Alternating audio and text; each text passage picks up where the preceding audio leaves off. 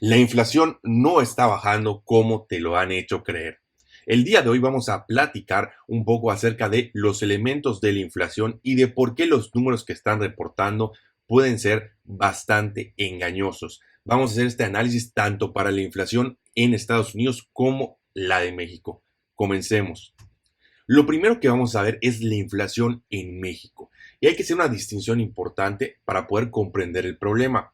Lo primero que tenemos que determinar es que existen dos tipos de inflación o dos maneras en que se reporta la inflación. La primera es la inflación tradicional y la segunda es la inflación core o, por su palabra en español, del núcleo, ¿no?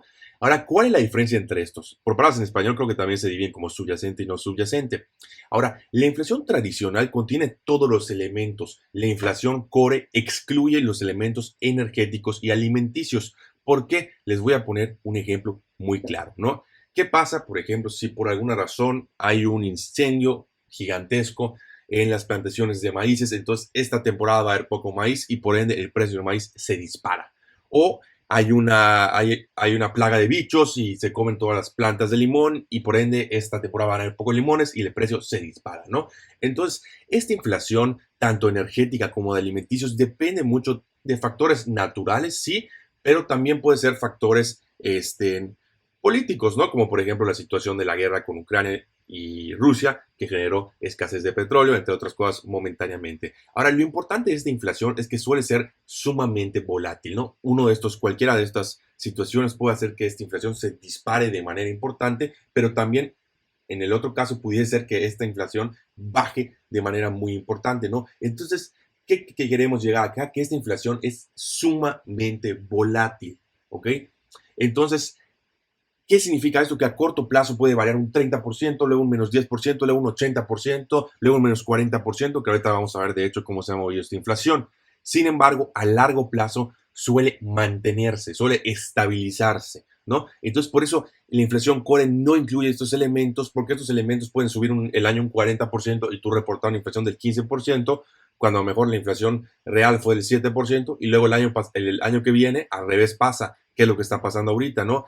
Caen los energéticos un 40% y reportas inflaciones del 4 o 5% cuando a lo mejor la inflación real todavía está más alta.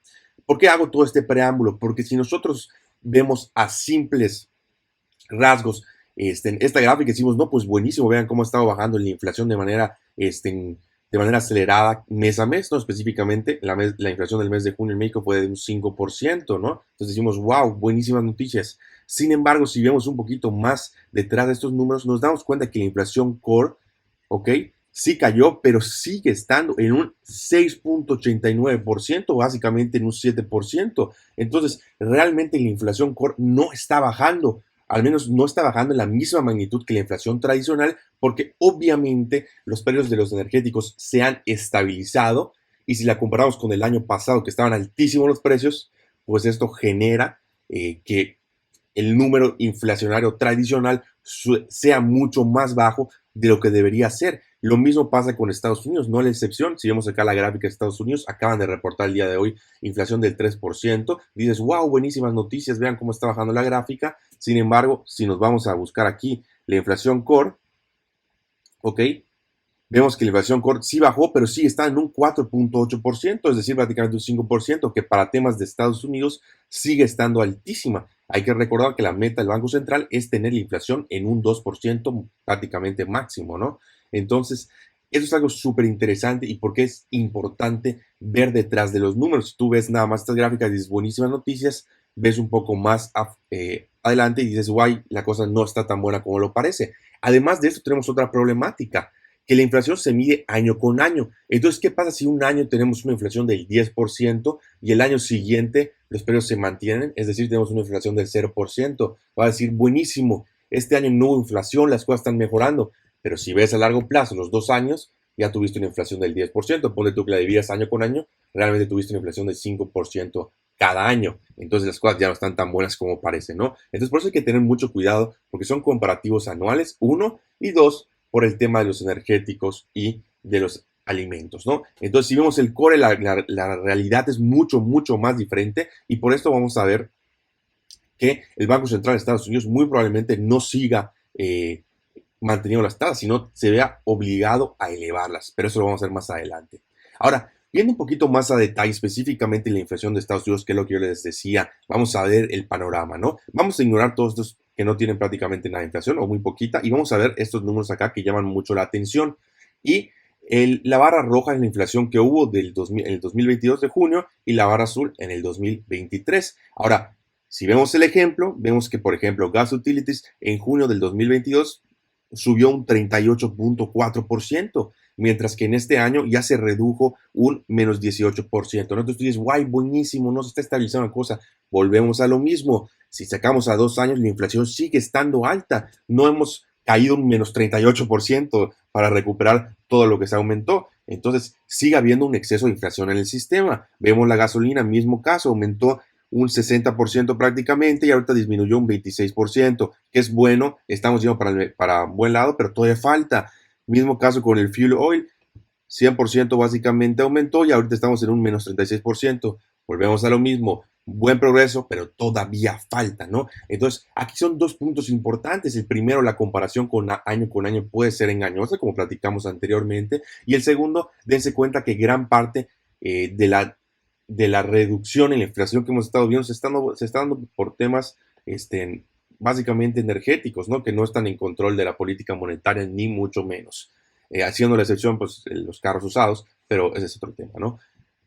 Ahora, ¿qué es lo bueno dentro de todo esto? Bueno, lo bueno, o viendo el lado positivo específicamente en Estados Unidos, es que la inflación del shelter, que es uno de los componentes, es decir, de la vivienda, no la miden de la mejor manera, no la miden de una manera retardada. Entonces, de hecho, si nos vamos a inflación específicamente de este mes, vemos que vamos a buscar shelter por acá, energy cost, fuel oil, electricity, also new vehicles, apparel, transportation.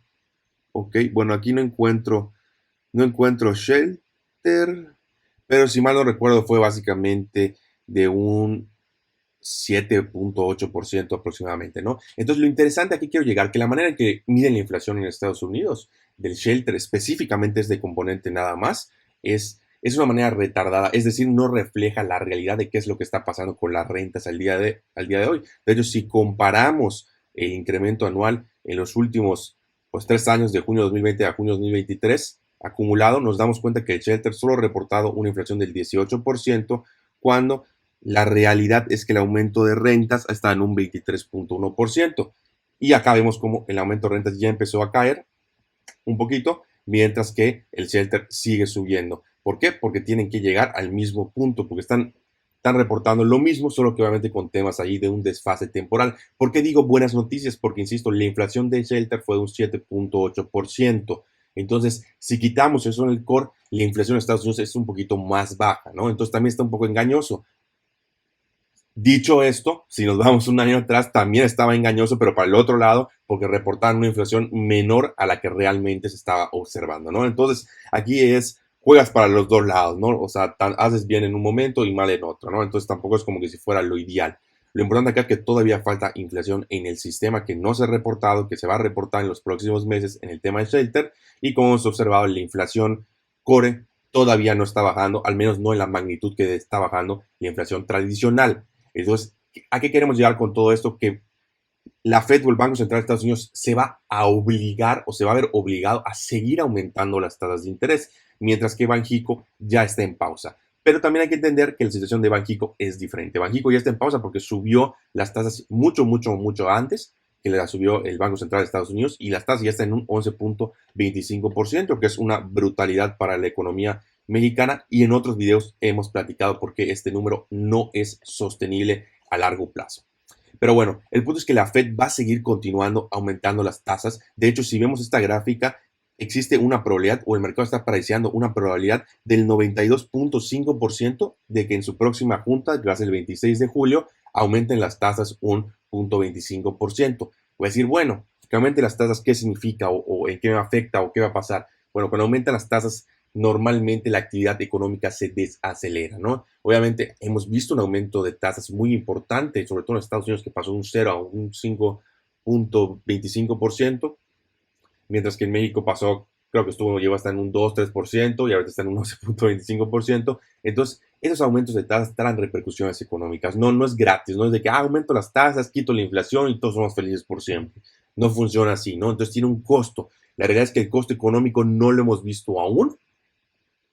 Importante aclarar por qué no hemos visto aún, porque hay que recordar que el efecto de las tasas en la economía se ve con 12 meses después, ¿no? Entonces, ¿qué significa esto?